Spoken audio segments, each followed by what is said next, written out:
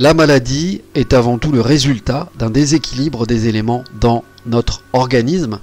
Elle intervient généralement pour deux raisons précises. Soit l'excès d'un élément, ou alors le manque d'un élément qui fera défaillance dans l'organisme, car n'oublions pas que les éléments fonctionnent avec différents cycles. C'est une chaîne et tous ont besoin des uns et des autres.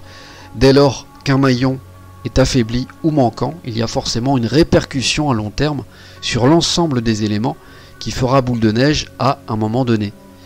D'ailleurs, le précieux livre de l'Empereur Jaune, ou plus exactement le livre de médecine chinoise, définit clairement, en termes d'éléments, les organes principaux majeurs. L'équilibre le plus important à identifier se situe entre les éléments yin et yang d'un thème.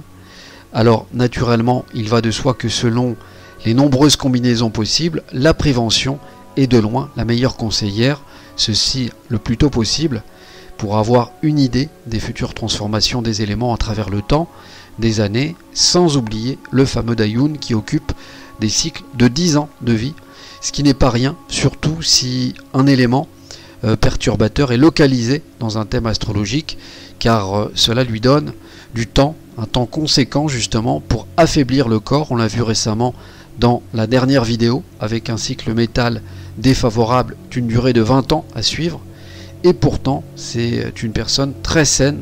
Alors imaginez-vous une personne sans hygiène de vie, automatiquement la dégradation va intervenir encore plus rapidement.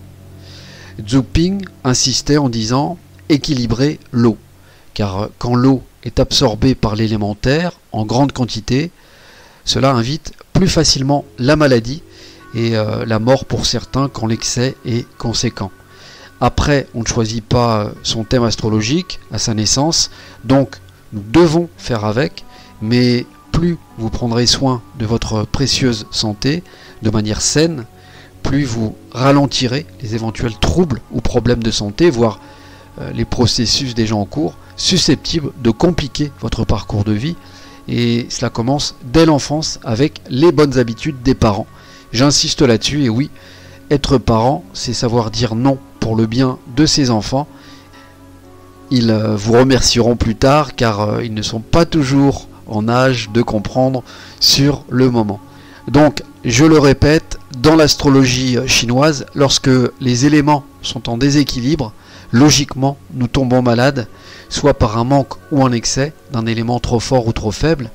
Par exemple, pour une personne possédant un feu minime, voire inexistant dans son thème astrologique, pour éviter que les émotions perturbent et déstabilisent régulièrement cette dernière, cette personne devra faire un travail d'ancrage et d'enracinement régulièrement sur elle, et là, des changements pourront réellement intervenir dans sa vie avec une plus grande lucidité et une plus grande maîtrise dans tout ce qu'elle va entreprendre.